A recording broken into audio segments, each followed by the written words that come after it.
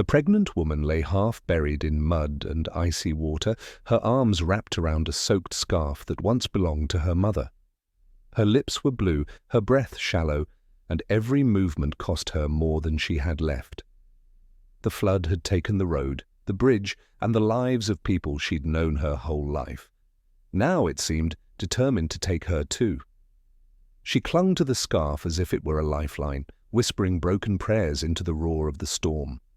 Her belly, swollen with the weight of a child she wasn't sure would ever see the world, tightened with each wave that slapped against her legs. She wanted to scream, but no one would hear her over the chaos of rushing water and snapping trees. Then, through the downpour, came the crunch of boots and the bark of a dog. A tall figure emerged from the sheets of rain, moving with urgency. His camouflage uniform was drenched, clinging to the scars of a body that had endured too many wars. His eyes scanned the wreckage with trained precision, flicking toward every shadow, every ripple. At his side, tethered only by loyalty, padded a German shepherd K9, head low, ears pricked, every muscle alert. The soldier, Daniel Cole, crouched by the broken guardrail where the floodwater rushed beneath. His chest rose and fell with measured breaths, controlled, practiced, even as memories clawed at him. The storm was no longer just wind and rain. It was mortars and gunfire in another country. Years ago, the water carried screams of men he could not save. His fingers twitched, as if reaching for a rifle, long since laid down. The K9 nudged his hand, grounding him. Daniel blinked hard, focusing on the present. "Find them, Shadow," he ordered, voice low, gravelly. The German shepherd leapt ahead, nose close to the ground, weaving between debris until he stopped suddenly, barking toward the mangled remains of a small car swept half off the road. Daniel followed, heart hammering. And then he saw her. The woman was pressed against the bent frame, her hair plastered to her face, eyes wild with fear. She clutched the scarf tighter, as if it could shield both her and the child she carried. Her lips moved, but the storm swallowed the words. Daniel waded forward, boots sinking deep. "Mom," he shouted, "don't move, I'm coming to you." She flinched at his voice, half believing he was another phantom of the flood. But the dog reached her first, clambering onto the wreckage and lowering his head so that his warm breath touched her cheek. She gasped, her trembling hand lifting to brush the shepherd's fur. For the first time in hours, she felt something alive, something safe. Daniel pushed closer, fighting against the current until his knees burned with the effort. He crouched beside her, his hand brushing against the scarf she held. "You're going to be all right," he said, though the words were more prayer than promise. "I've got you. And I've got him." His eyes dropped, briefly to her belly. Both of you!" Her fingers clutched his sleeve with desperate strength. Her eyes searched his face, as if trying to decide whether to trust this broken man kneeling before her. But the dog's steady presence seemed to decide for her. "Please," she croaked, "don't let us die alone." Daniel's throat tightened. He'd heard countless pleas on battlefields, in villages, in the dark nights of patrols gone wrong. But this was different. This was raw and innocent and crushing all at once. Shadow whined softly, pressing closer to the woman's side. Daniel forced himself to act. He shifted, sliding an arm beneath her shoulders, lifting her carefully. She winced in pain, clutching her stomach, but held tight to the scarf as if letting go meant surrender. The water surged around them, threatening to drag them both under. "Stay with me," Daniel muttered. "I won't leave you." He braced himself, hauling her free of the twisted metal. The current tried to rip them apart, but Shadow waded in, teeth gripping the strap of Daniel's pack, anchoring them both as Daniel fought for footing. Together, soldier and dog pulled the woman out of the flood's grip. They collapsed on higher ground, Daniel gasping for air, the woman trembling violently against his chest. Her scarf was soaked, but she clutched it to her cheek, rocking slightly as if to soothe the child inside her. Daniel ran his hand gently over her mud-streaked hair, then checked her pulse with the precision of a medic who had done this too many times. It was weak, but steady. "Shadow," Daniel said. The K9 barked once, sharp and sure, then stood at attention, scanning the storm. The woman turned her head toward Daniel, her eyes heavy with exhaustion, but bright with a fragile kind of hope. She whispered again, barely audible over the rain, "Please, don't let us die alone." The words pierced him deeper than any shrapnel ever had. He tightened his grip around her, pressing his forehead briefly to hers, letting the storm rage around them. He didn't need to answer. His presence and Shadow's unyielding watch were the only answer she needed. But in Daniel's chest, something long buried shifted. A vow, silent but absolute, took root. No matter what demons hunted him, no matter how broken he felt, he would not fail her. Not her. Not the life she carried. Not while he still drew breath. The storm roared on, but inside Daniel Cole's heart, a different kind of battle had begun. They limped toward the high ground, that narrow ridge where the flood broke against old oaks and lost its rage. The county had turned the middle school gym into a shelter hours earlier, and the sheriff's voice on the weather radio kept repeating the same directions like a lifeline. Daniel moved at a patient grind, one arm around the woman's back, the other under her knees when her legs buckled. Shadow trotted a meter out, cutting a path through. Tangled branches and wind-flattened grass, glancing back every few steps to count heads. "Name?" Daniel asked gently when they paused beneath a leaning billboard that squealed in the wind. The woman swallowed. "Mara." "Okay, Mara. I'm Daniel. This is Shadow." He tilted his chin toward the dog. "Thank you," she whispered. Her fingers pinched the scarf under her chin, as if permission were sewn into that damp weave. A contraction rolled through her like a dark wave. She braced on Daniel's sleeve and breathed like she was learning how. When it passed, she blinked rain from her lashes. "I think I'm 34 weeks, maybe 35. I lost track." "You're not alone," he said. "Not anymore." Shadow halted, his ears pricked toward the cut road ahead. A truck engine gunned, then died. Voices carried, distorted by rain. Daniel eased Mara behind a knot of willow and lifted 2 fingers. Shadow flowed into the ditch, disappearing like smoke. A pair of men in slickers sloshed across the broken asphalt, dragging a cooler. Not search and rescue. Their laughter was too loose, their eyes too peeled for anything not nailed down.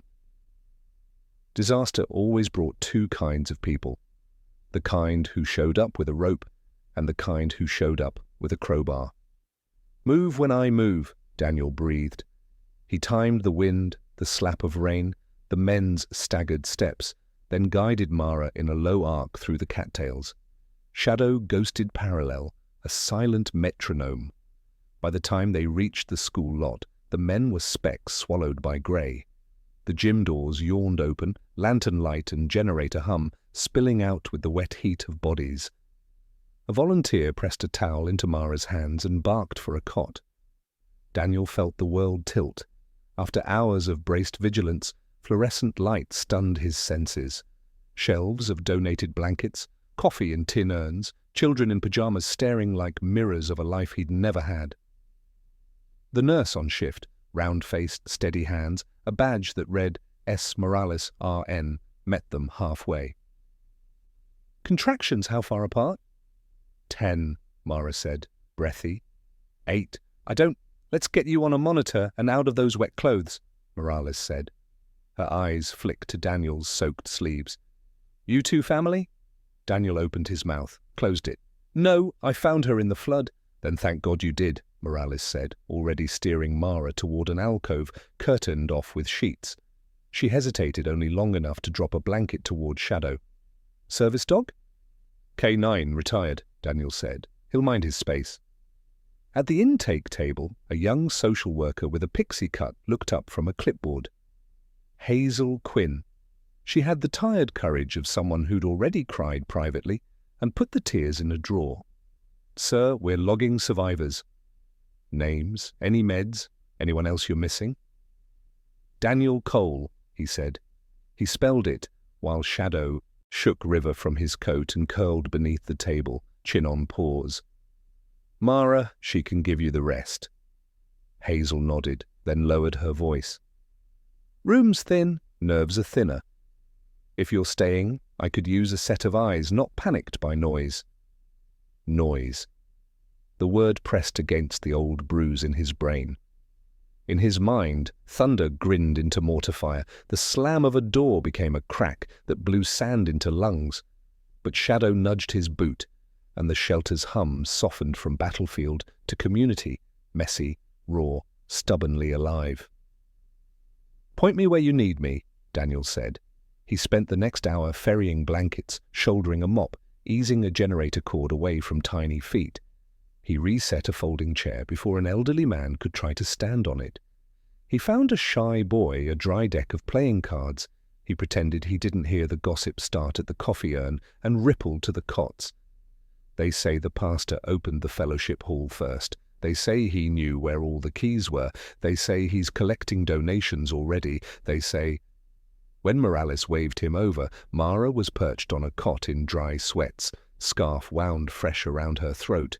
The monitor ticked at her side, fetal heartbeat, a galloping drum. The sound pried open a door he'd nailed shut.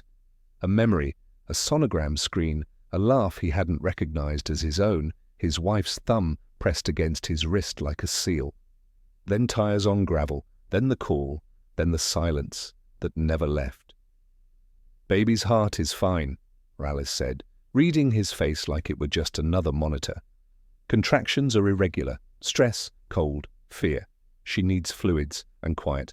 Quiet might be hard to buy right now, Daniel said, but we'll buy some. Mara's eyes sought his. I can't. The baby's father. People think he left. He didn't. He never got the chance to stay. What do you mean? Hazel had appeared, legal pad tucked under her arm. Mara stroked the scarf's damp fringe. He enlisted. Then the letter came saying, classified incident, no body to return. I kept this, she lifted the scarf, because his name is stitched inside so I wouldn't forget I wasn't crazy. Eli wrote it. He promised to come home. He sent something else too. A key. I hid it in the hem. Hazel's pen stopped moving. A key to what? His storage, Mara whispered. Photos. A form he said to file only if something went wrong. He didn't trust my stepfather around the paperwork. Said the church likes to help people keep signatures tidy. Daniel felt his neck prickle. Which church? First Redeemer, Mara said, flinching as a contraction nipped and let go. Pastor Lyle Whitcomb. Hazel's face rearranged, one expression laying over another. Compassion, then calculation. A lot of redistribution runs through that office, she said carefully. Beneficiary forms can be confusing, Daniel said. The last time he'd been in that office, a gold-framed plaque about service gleamed while a very nice man slid a stack of papers forward and used the phrase for the good of the community like a gasket to seal dissent. And very easy to lose. Mara's fingers dug at the scarf's hem, found a thicker seam at one corner and worried it until a stitch loosened. A small brass key, nickel-rubbed thin, winked in her palm. On the bow, ELI 14. Hazel leaned closer. May I photograph this? Mara glanced at Daniel. He nodded. Only after we copy the note in the hem. If he wrote instructions, we don't let them vanish. The gym doors banged and Daniel's pulse misfired. Gunshot, the old reflex lied. He swiveled anyway, body already cataloguing exits. 2 deputies hauled in a man with a trash bag over his shoulders for a poncho and a smile that had learned to charm in court. Water dripped from the brim of his hat onto polished boots. Deputy Reed, the man said warmly, to the nearest uniform. Pastor Whitcomb asked me to come check on shelter operations. Ensure the church can relieve the county of certain burdens. He shook rain off his hands and made a show of looking helpful. Name's Vince Mallory, Chairman of Trustees. Daniel didn't know the face. He knew the posture. Supervisors had it when they'd come to a forward operating base with promises and left with names.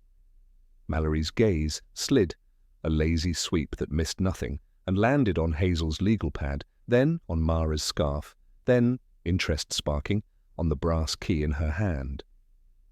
Now, he said, Wouldn't that be something? Miss Mara, is it? You look like you could use a guardian angel. Pastor sent me to take you home. The fellowship hall has heat, real beds, professional care, paperwork already in motion. Hazel stepped between him and the cot so smoothly Daniel could have sworn she'd rehearsed the move. She's staying here, Hazel said. County custody in emergency conditions. If you have paperwork, you can present it to me.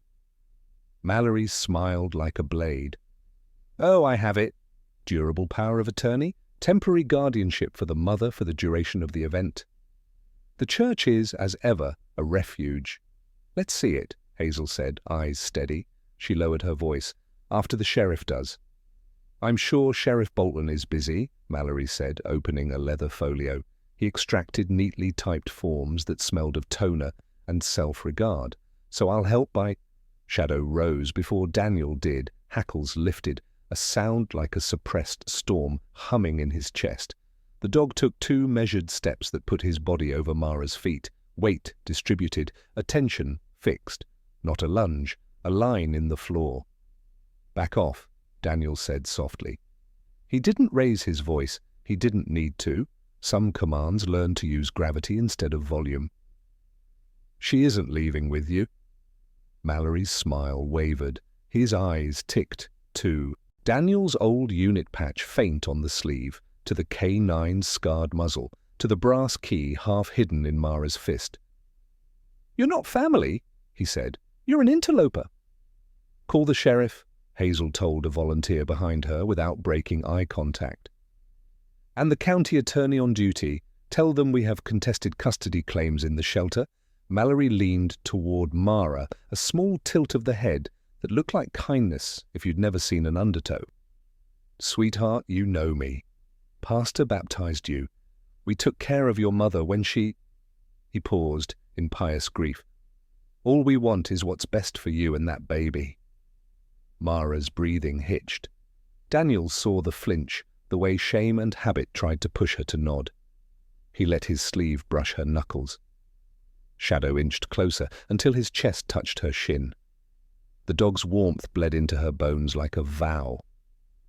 What's best, Daniel said, is that she rests and her baby keeps that heartbeat, and that nobody signs anything in a storm. Mallory's eyes cooled. You think this is about signatures? Hazel's phone buzzed. She read the screen, color rising to her cheeks. Sheriff's on his way. And the county attorney, Margot Ellery, says, do not let anyone remove a mother in labor from the shelter without a court order. A muscle jumped in Mallory's jaw. He tucked the papers back into their folder as if it pained him to do anything gently. Of course. We respect the law. He tipped 2 fingers from his brow as if acknowledging a favor that would later be collected. I'll wait. He didn't go far. He drifted to the coffee urn and began to talk to whomever would listen. Words floated back on the steam. Ungrateful, confused veteran, misreading the room, pastor only trying to help, poor girl needs guidance, church funds stretched thin, a tragedy if the baby... Noise rose. The monitor ticked faster. Daniel crouched, put his palm flat on the linoleum, and breathed with Mara, 4 in, 6 out, until the wild horses in her chest slowed. He felt the battlefield rise like heat mirage in the corner of his eyes, men shouting, a distant slam, a flash of white like tracer.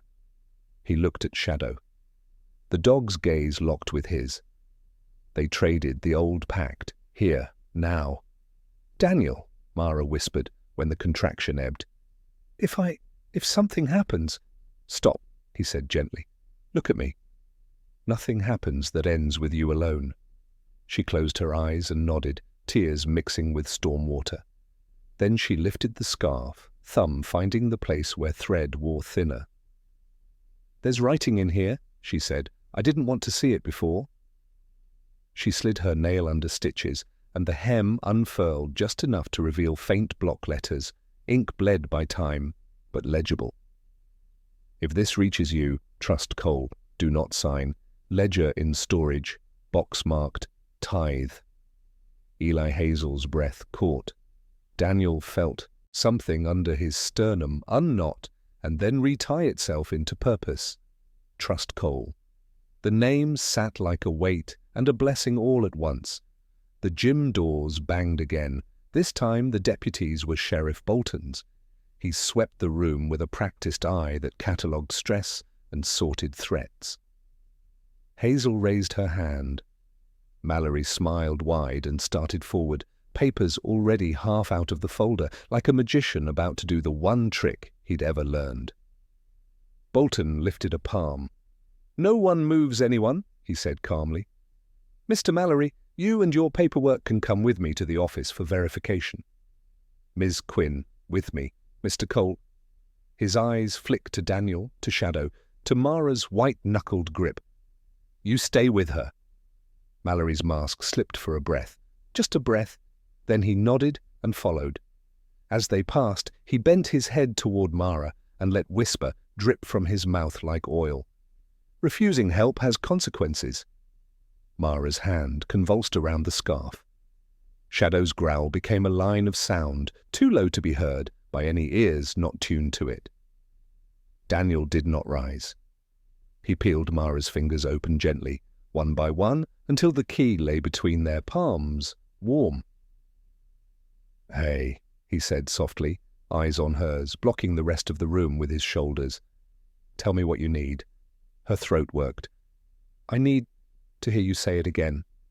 He didn't hesitate. "You're not alone. I'm not leaving. I will get you and your child out of this. Do you understand me?" She nodded. A tear slid clean through mud. She drew the scarf under her cheek like a curtain. The monitor ticked steady as rain on a tin roof. Across the gym, beyond the coffee and the cots and the whispering neighbors, the sheriff's door swung shut with a soft click, a sound that, for once, did not trigger a war in Daniel's skull. It sounded like a line drawing itself on paper. Hazel reappeared in the doorway, meeting Daniel's gaze. She didn't smile. She just offered the smallest nod in the world. "We're in this, not just you." Then she vanished back into the office with the sheriff and the man who carried neat papers like a weapon. Mara shifted, breath catching. Another contraction, closer now. Daniel checked the time. He set the brass key on the sheet edge and layered his hand over it, weight and promise in one. Shadow lifted his head and stared at the gym doors as if he could see through them to the storm beyond. Somewhere out there, water chewed roads and pulled at secrets buried under ledgers and sermons. "Inside," Mara whispered, so softly he had to lean to hear. "Please, help us, before they make me sign." The words curled like smoke and hung in the air as the lights flickered, the generator coughed, and the night outside pressed its ear against the glass to listen. The generator coughed twice, then sputtered into a weak hum. Fluorescent lights flickered, shadows stretching across the gymnasium walls like restless ghosts. Children whimpered, and someone swore as the coffee urn went cold. Daniel sat rigid on the edge of Mara's cot, his hand hovering near hers but not touching, while Shadow pressed his weight against Mara's feet to keep her grounded. Hazel re-emerged from the sheriff's office with a stack of forms and a face that betrayed nothing. She glanced toward Daniel, then bent to whisper near Mara. "You're safe for tonight." Sheriff Bolton filed an injunction. No removals without a judge. "That buys us time." Mara nodded weakly, her hand tightening around the scarf again. The faint letters stitched into its hem seemed to glow in her grip. Trust Cole. Daniel's stomach clenched. Eli's message was no coincidence. Eli had known, had somehow foreseen danger, reaching all the way back to this flood, this shelter, this night. But why him? Why Cole? He hadn't spoken Eli's name in years, hadn't let himself remember his old comrade beyond nightmares that blurred faces in smoke. A contraction hit Mara hard. Her breath stuttered, her nails digging into the cot's thin mattress. Morales, the nurse, hurried over with a blood pressure cuff and a bottle of fluids.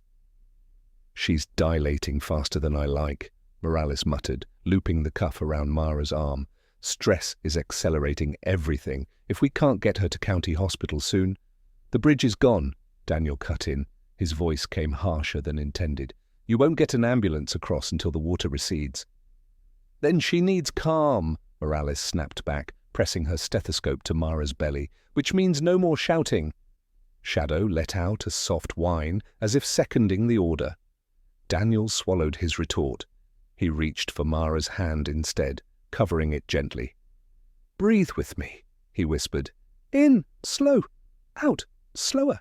She obeyed, following his cadence, her grip loosening enough for her trembling shoulders to ease. Hazel scribbled notes on her pad.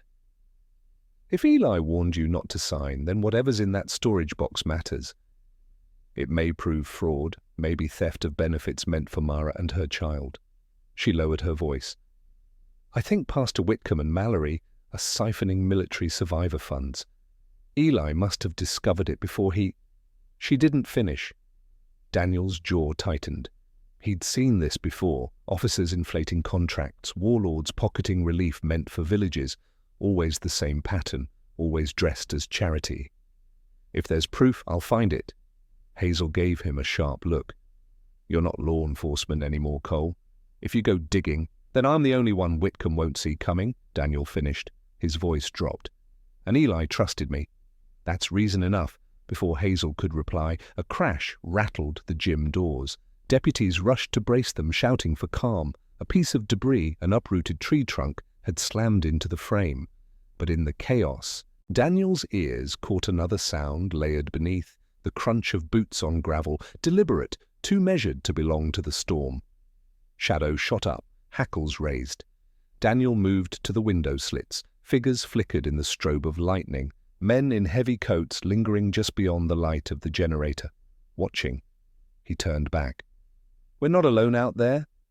Sheriff Bolton strode out from his office, radio crackling at his belt. "Roads washed out. Half my deputies are stuck upriver. And now I've got reports of trucks moving near the storage units off Pine Hollow."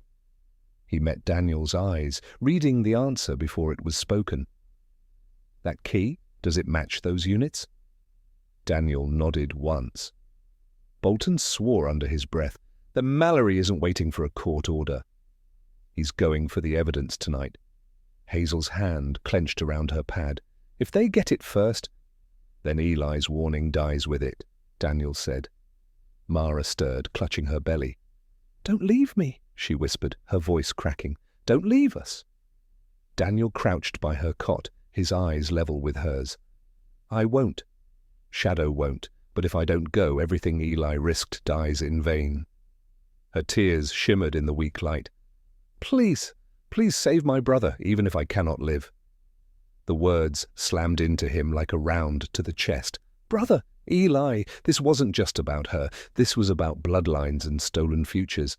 Daniel's throat locked. He wanted to promise her the impossible. Instead, he pressed his hand over hers on the scarf.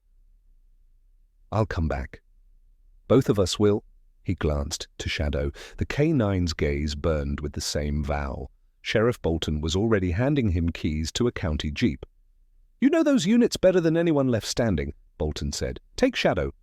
"Bring me something I can nail Whitcomb with." Hazel grabbed her coat. "I'm coming too." "No," Daniel said firmly. "Stay with Mara. She trusts you." Hazel hesitated, then gave Mara's shoulder a squeeze. "Then bring it back fast." Daniel rose, slinging his pack, checking his sidearm out of habit, though the sheriff hadn't issued him one. Shadow circled once at his heels, tail stiff, body quivering with anticipation. He paused at the doors. The storm howled like an old enemy calling him by name. His hand lingered on the handle. Behind him, Mara whispered again, softer, almost swallowed by the generator's falter. "Please, don't let us die alone." He didn't look back. He couldn't. But her words followed him out into the night like a compass, pointing toward a battle he thought he'd left forever. Lightning split the sky. Shadow leapt into the jeep's passenger seat. Daniel climbed behind the wheel, knuckles white on the steering column. Floodwater tore across the roads, trees bent like penitents in the gale, and somewhere in the dark waited men eager to erase a dead soldier's truth. Daniel drove straight into the storm. Pine Hollow Storage sat in a low valley where floodwater pooled like a bad memory. Beyond the chain-link fence, rows of metal doors hunkered under sheeted rain, corrugated roofs rattling as gusts rolled off the ridge. Emergency lights stuttered along the eaves, not bright enough to be useful, just enough to sketch shadows you didn't want to see. Daniel parked the county jeep nose in behind a dumpster to break up its profile and killed the engine. The silence that followed was not silence at all, just storm and the grit of sand against metal and the old throb in his knee counting the seconds. Shadow hopped down without a sound, pads taking the puddle like black felt. Daniel rubbed the dog's ear with 2 knuckles. Shadow's head tipped into his hand, the tiny ritual that locked them both to now. "Unit 14, Daniel murmured, palming the brass key. "We get it, we go." No cowboy, Shadow's tail gave one mute thump. He was a dog. He also understood plan. They moved along the fence line, hugging Shadow where it pooled thickest. The gate's keypad blinked dead. Flood had done the job of any bolt cutter. The gate itself was chained and locked, but an upstream log had ploughed a gap wide enough for Shadow to slip. Then Daniel, shoulder first.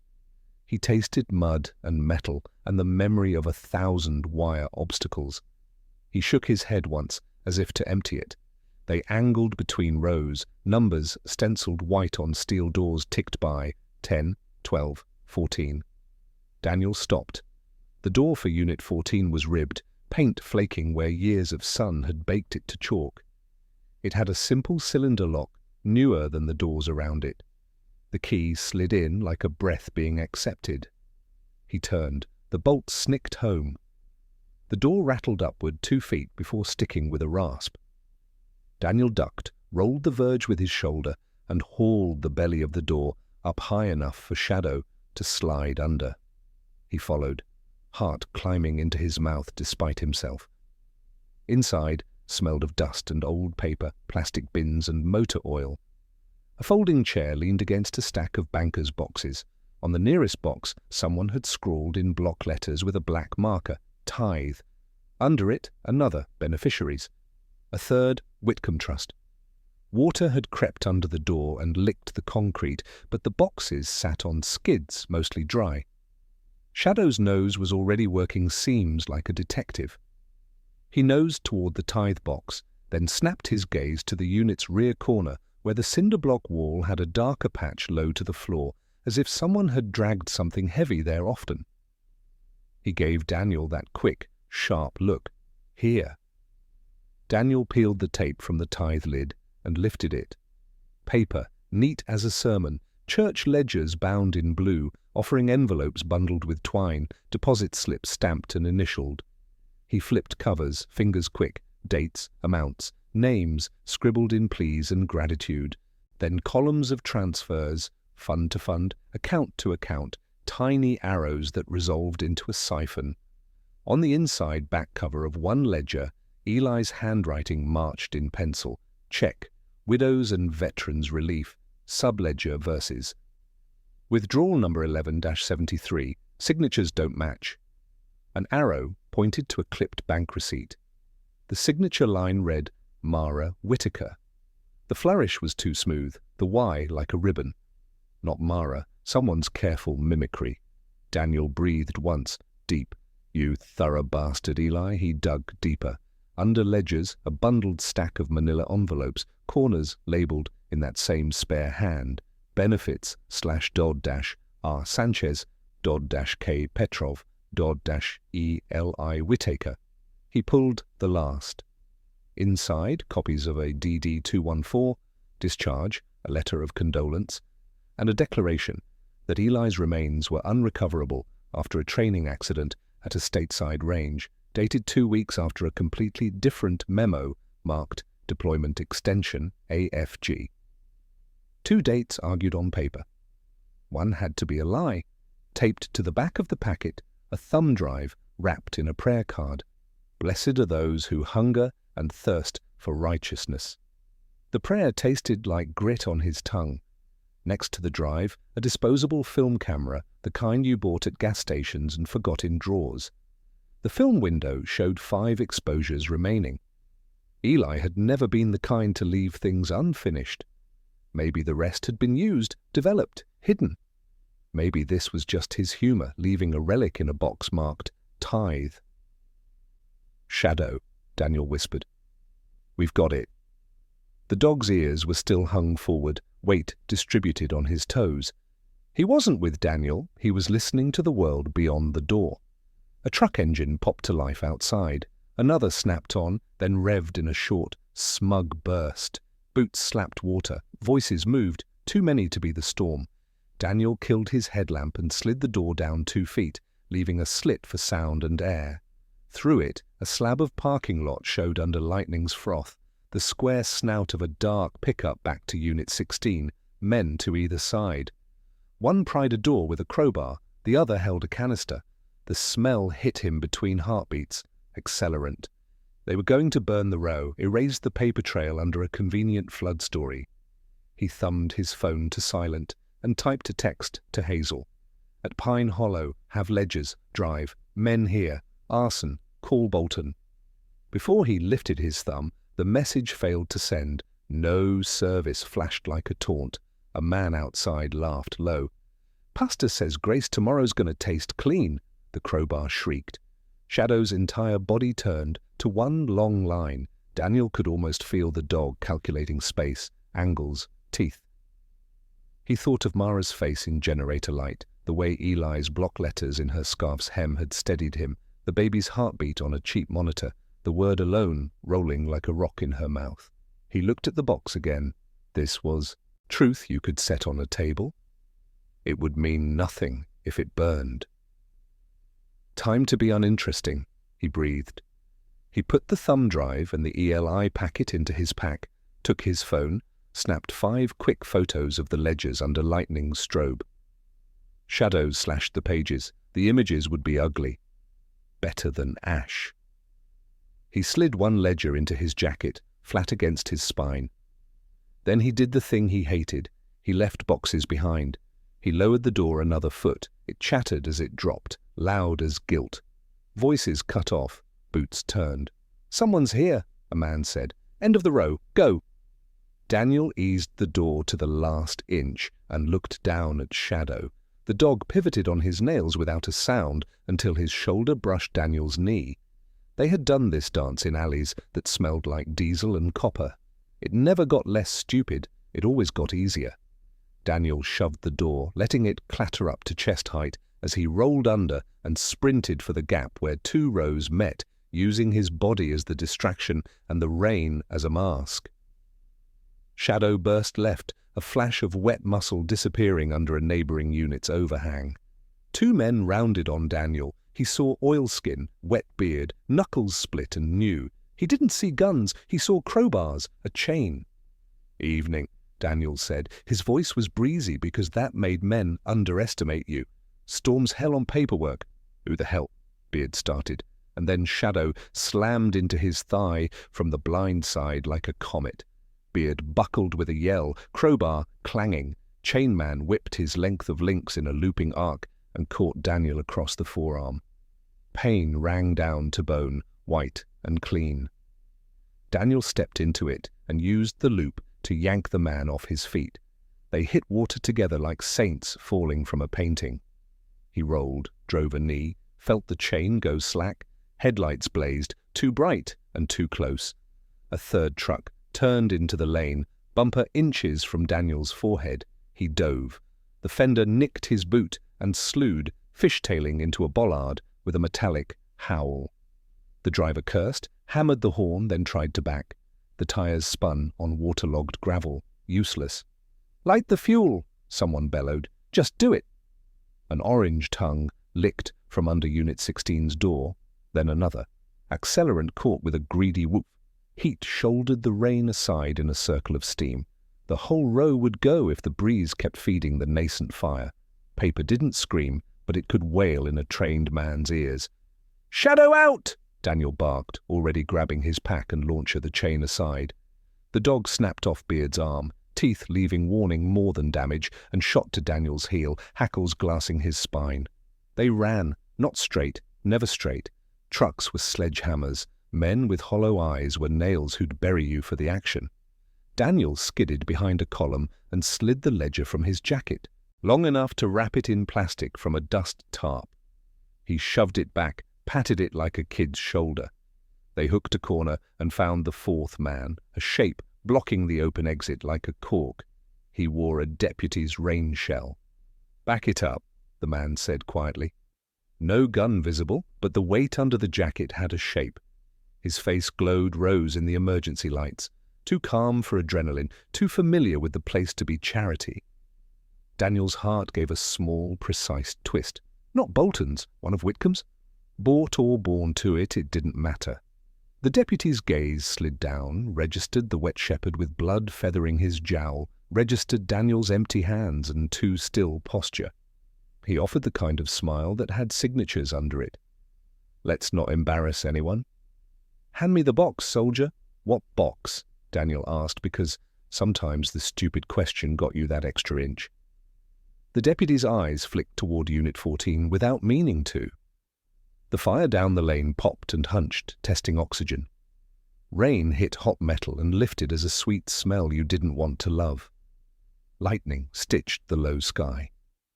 In that flash, something moved behind the deputy's shoulder, a figure at the perimeter near the bramble, a woman in a slicker with a camera up to her eye, flash taped over, lens hood beaded with rain. Hazel. She'd ignored orders because sometimes good people did the wrong thing for the right reasons. The deputy saw Daniel's eyes move and turned. That was the inch. Daniel broke the space with Shadow, both of them low and fast. The man reached for his jacket. Shadow hit his shins. Daniel hit his wrist. The pistol spun from a half-drawn holster, splashed in the puddle, went under a tire with a thunk. The deputy muttered a Bible word his pastor would have liked in the abstract and grabbed with both hands for Daniel's throat. It took too long. Something in Daniel that had refused for months remembered its job. He chopped forearm, stepped off angle, used the chainman's own loop as leverage, and sent the deputy into the bumper. The man slumped.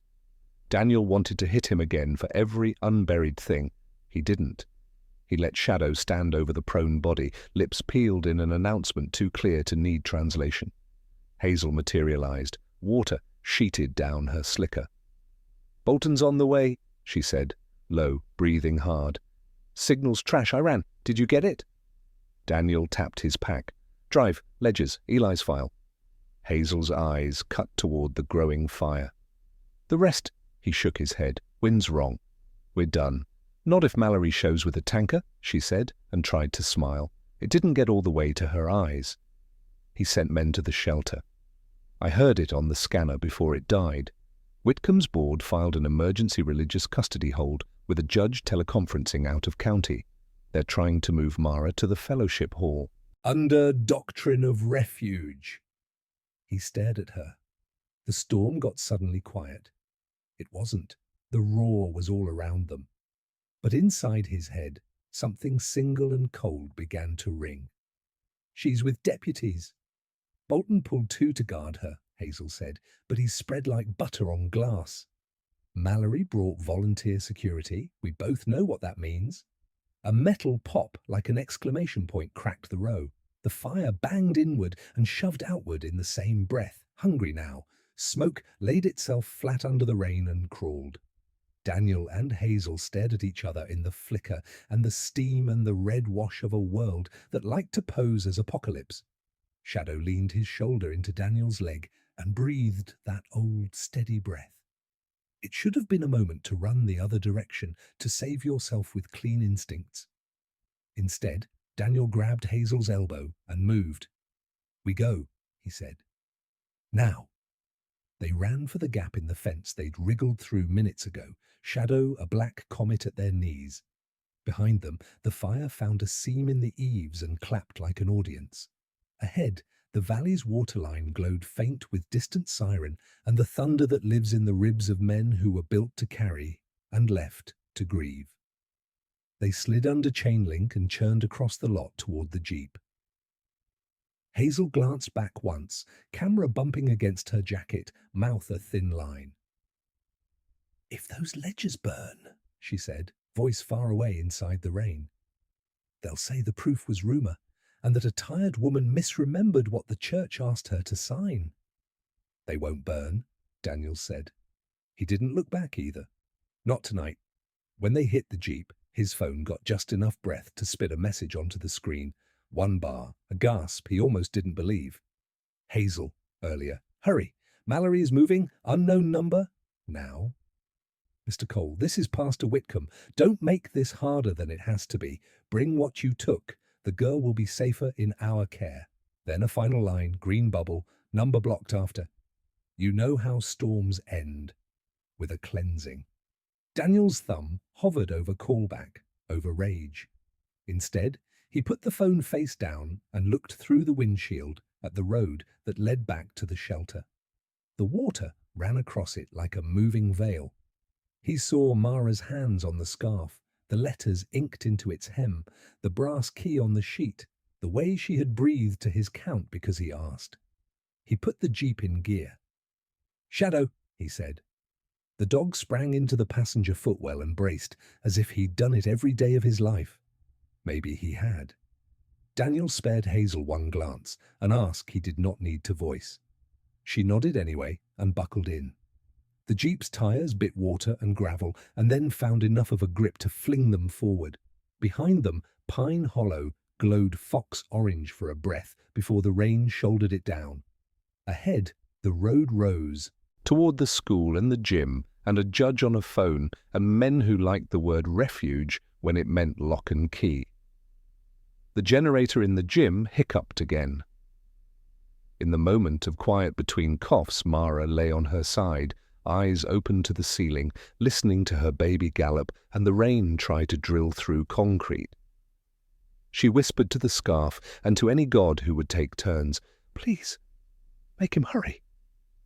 The words slid under doors and out into the wet night, an arrow feathered with breath, hunting the only two creatures who could answer them before morning. The Jeep fishtailed on a waterlogged curve, tires screeching before catching again. Daniel's knuckles were pale on the wheel, his jaw locked. Hazel clutched the dash camera, bouncing against her chest. Shadow braced low in the footwell, steady as ballast, amber eyes fixed forward like he understood urgency more than either human. The school gym loomed out of the storm, its floodlights flickering through sheets of rain. Daniel eased the Jeep behind a row of maintenance sheds and killed the engine. "We go quiet," he said. Hazel adjusted the strap of her slicker. "Mallory won't. He'll come in loud with paperwork and men dressed as volunteers. They won't expect us from the side." They slipped across the parking lot, hugging Shadow's, the storm's voice their cover. Shadow trotted between them, body taut but silent. Inside the gym, the air was thick with fear and sweat and damp wool.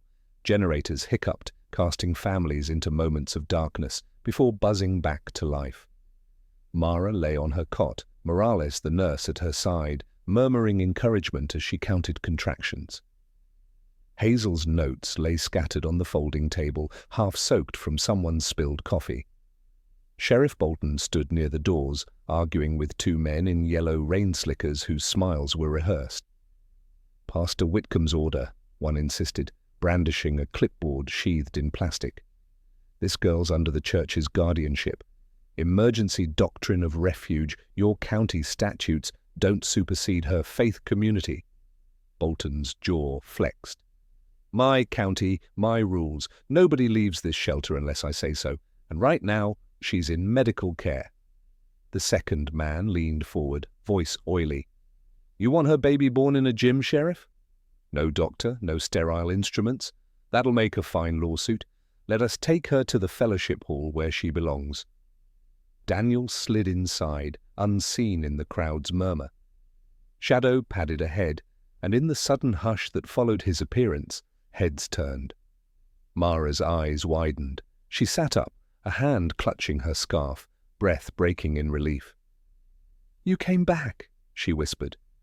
Daniel crouched beside her, his hand resting briefly over hers. "Told you I would." He nodded to Morales, who met his gaze with quiet thanks. Hazel stepped in behind him, dripping rain, thrusting a wet phone toward Bolton. Evidence, ledgers, forged signatures, Eli's own notes. They were burning the rest at Pine Hollow. Bolton's expression hardened. "That's enough to freeze their accounts until I get a judge." He turned on the two slicker men. "You're done here?" The taller one sneered. "You think a county injunction scares Pastor Whitcomb? He feeds half this town. Then he'll find another way to look generous." Bolton snapped. He waved to his deputies. "Get them out!" The slicker men muttered protests, but when Shadow rose with a growl that rolled like thunder under the generator's cough, they backed off, escorted firmly into the storm. The room exhaled as if one set of lungs.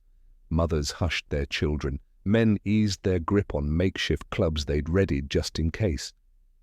Mara sagged back against her cot, tears cutting clean lines through the mud on her cheeks. "Eli was right," she whispered, touching the scarf. "He knew they'd come."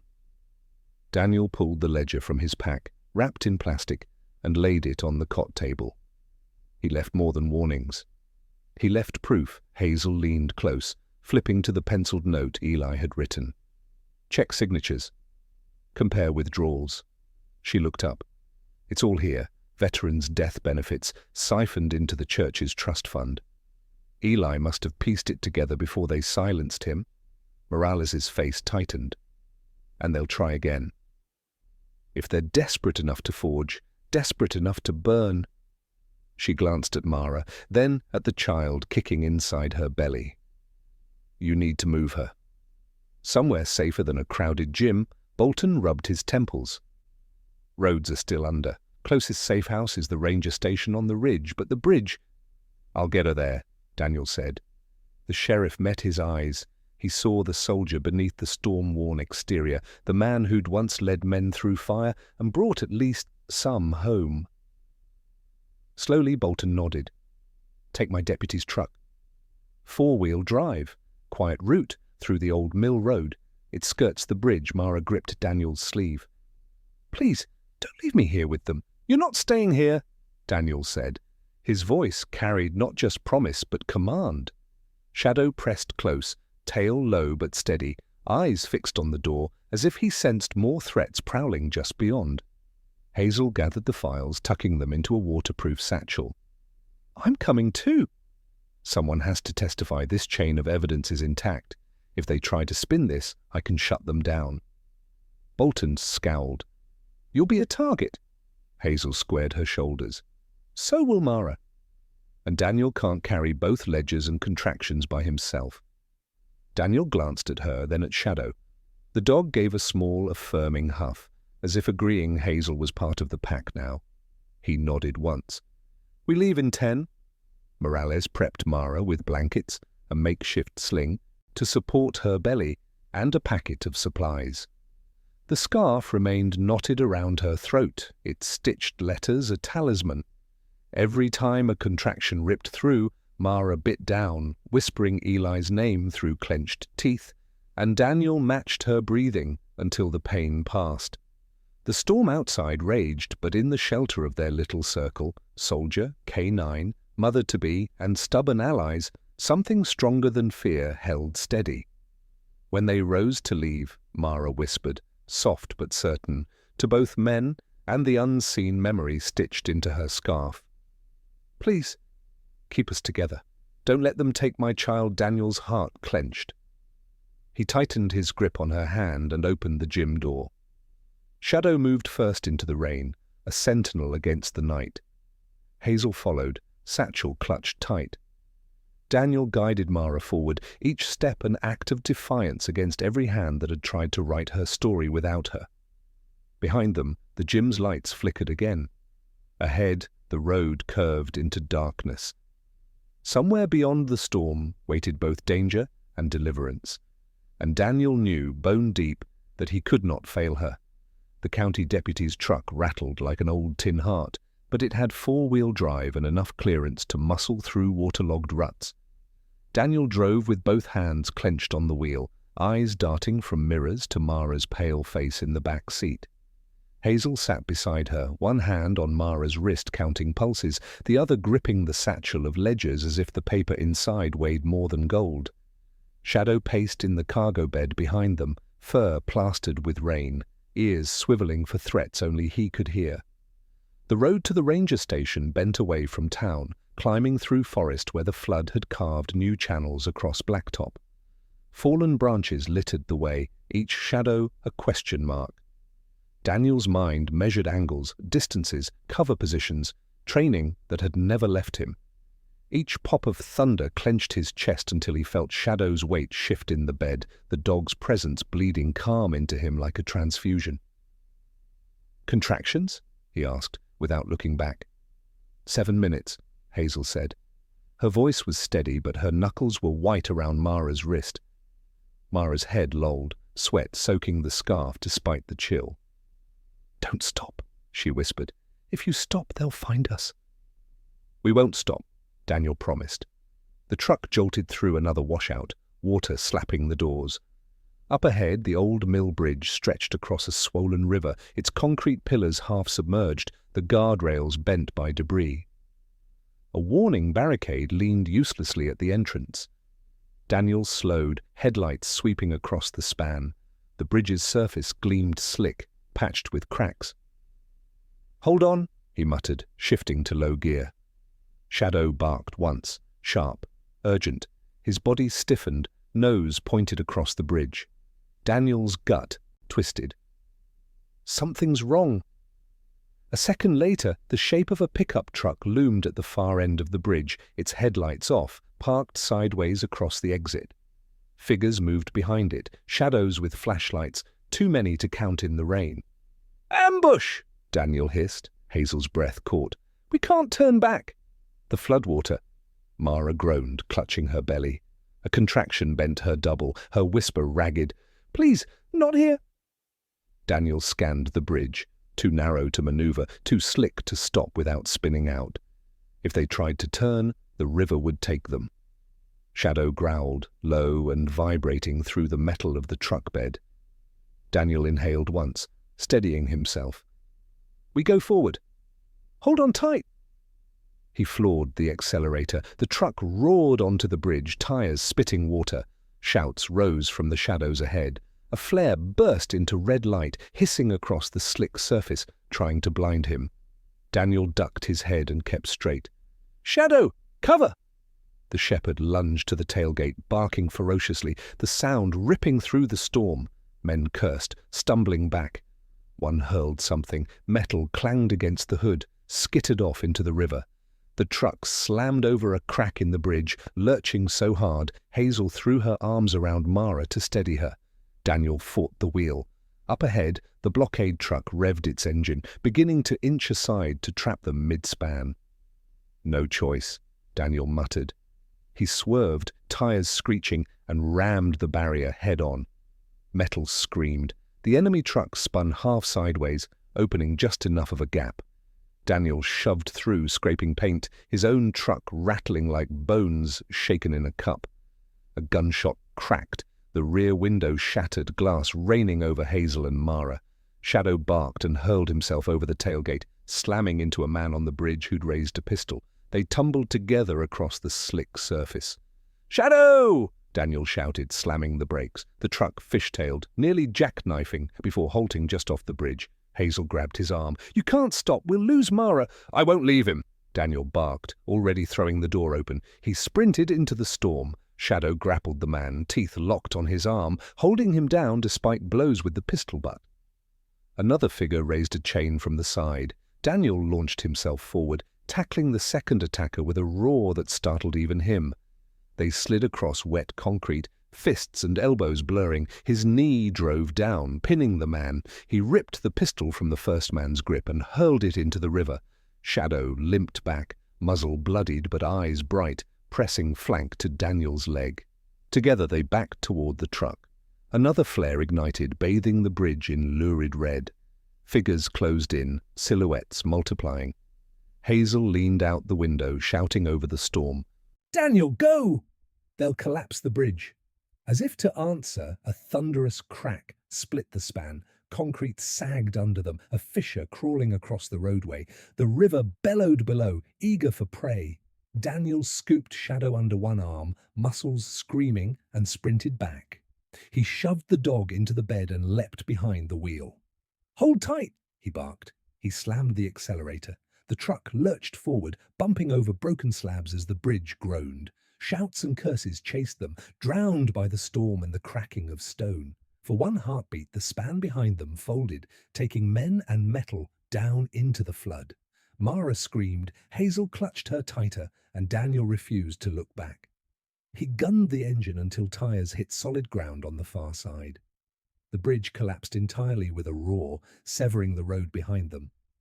For a long moment, no one spoke. Rain hammered the roof. Daniel's chest heaved. Shadow whined, pressing against the rear window, his eyes seeking Daniel's face for reassurance. Daniel reached back blindly, his fingers brushing the dog's wet fur. "You did good, boy," he whispered. His throat burned. Hazel exhaled shakily. "We can't go back now. It's ranger station or nothing." Mara groaned, another contraction racking her body. Her eyes met Daniel's in the mirror, wide and desperate. Don't let them take my baby." Please, Daniel locked eyes with her through the glass. "They won't," he said, voice low, fierce. "Not while I'm breathing." The road rose toward the ridge, carrying them into deeper storm. Behind them, the river swallowed the last trace of the bridge, and with it, any path back to safety.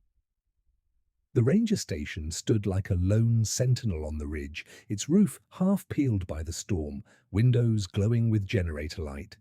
The truck's headlights cut through rain and picked out figures clustered by the entrance. Daniel's gut tightened. Their silhouettes were wrong, too rigid, too expectant. Not frightened families seeking refuge, but men waiting with purpose. Shadow rose in the truck bed, hackles up, a low growl thrumming through the metal.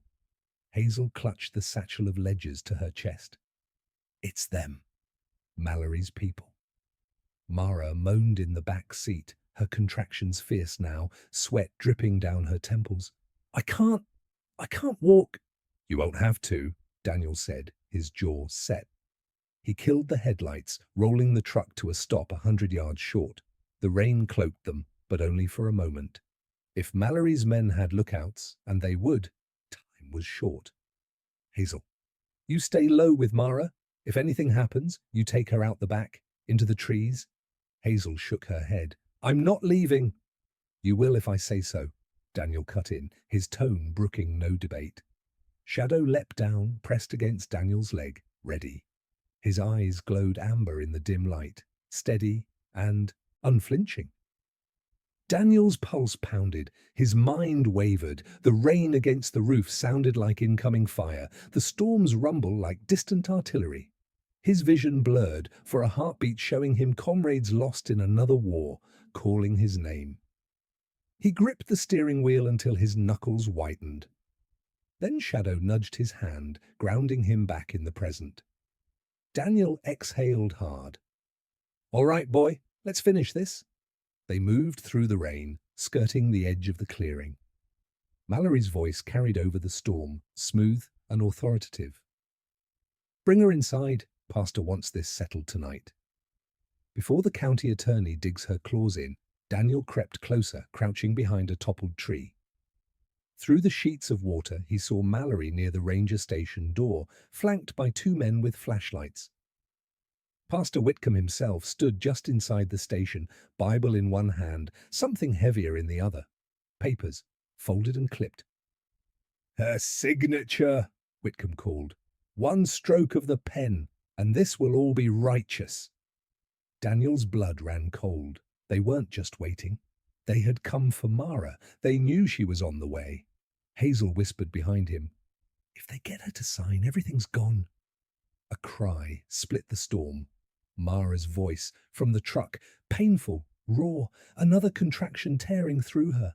The sound carried, piercing, heads turned. Flashlights swung toward the darkness. "There!" one of the men barked. Daniel cursed under his breath. The ambush was blown. He stood, drawing their eyes, Shadow at his side. "Back off!" he roared. "She's not signing anything." Mallory's lips curled. "Cole, I wondered how long you'd meddle. Pastor, this is your lost sheep returned, dragging wolves with him." Whitcomb stepped forward, raising his hand as if delivering a sermon. "Daniel Cole," he intoned, "you served your country. You know sacrifice is holy. Hand over the girl, hand over the child. Their lives will sanctify this town." The words sliced through Daniel's chest, igniting a rage he thought he'd buried. "You don't get to use God as a mask for theft," he spat. "Eli knew." He left proof. He shoved the ledger high. "And I've got it." A gunshot cracked, close, deafening. Wood splintered near his head.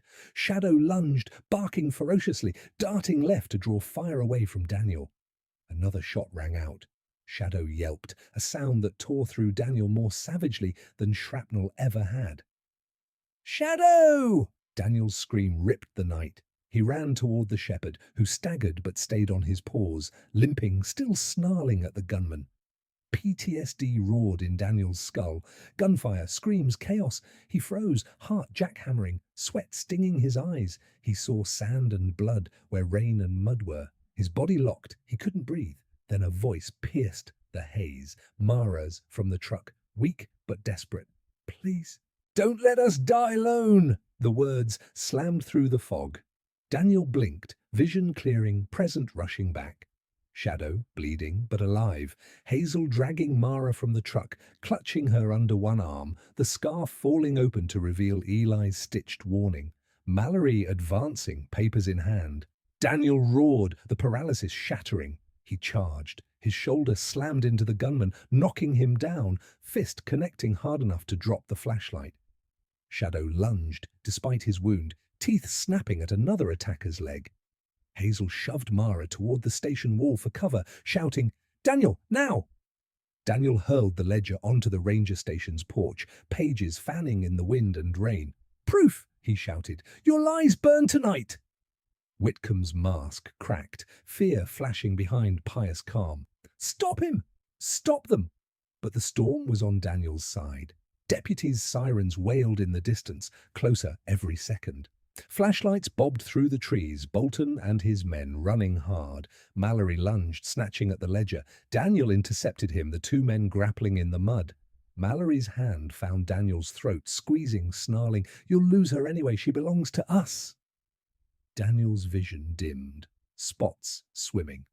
Then Shadow, wounded and limping, slammed into Mallory's side with all the force left in his body. Mallory toppled, sprawling into the mud. Deputies swarmed him a breath later, wrenching his arms behind his back. Whitcomb tried to flee through the back door, Bible raised like a shield, but Hazel stepped forward, camera flashing in the storm. "I've got every word, every threat," she shouted. Deputies seized him before he could vanish.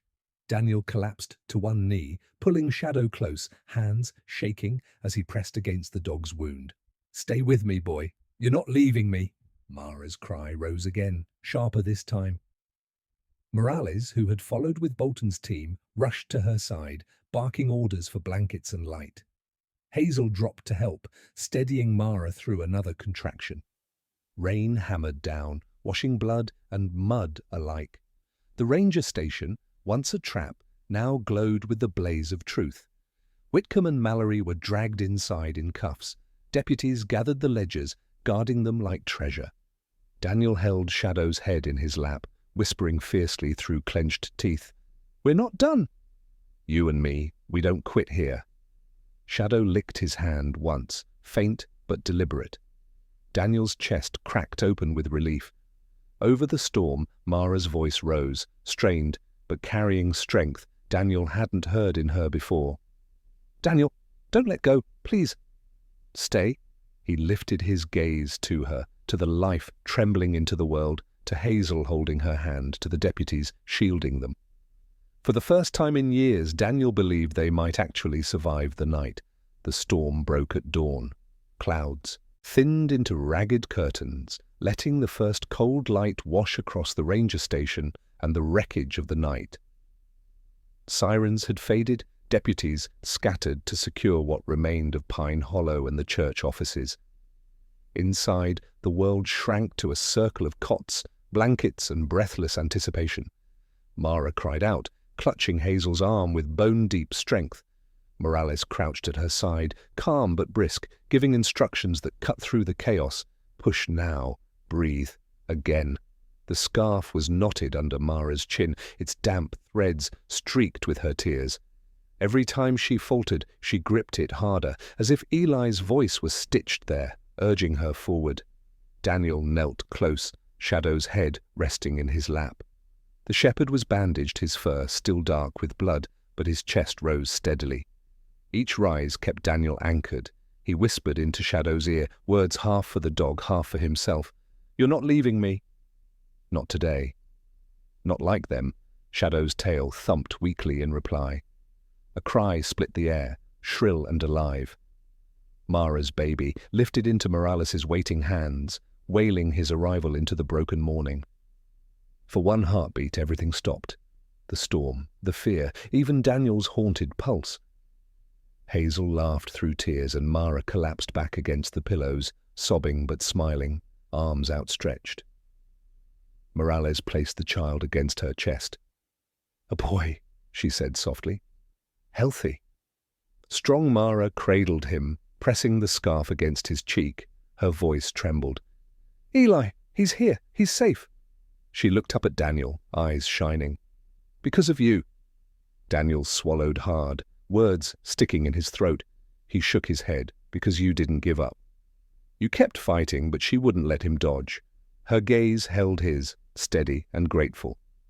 "No, because you came back. Because you stayed." Hazel moved to the corner, her satchel open, laying the ledgers out in neat rows on the ranger's desk. Deputies photographed every page. The thumb drive was sealed in an evidence bag. The words Eli had written in pencil, "Do not sign, trust Cole," were copied, preserved, undeniable. Sheriff Bolton stood over them, arms crossed.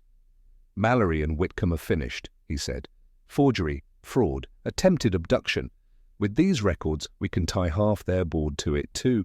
Town's going to wake up today and realize who they've been feeding."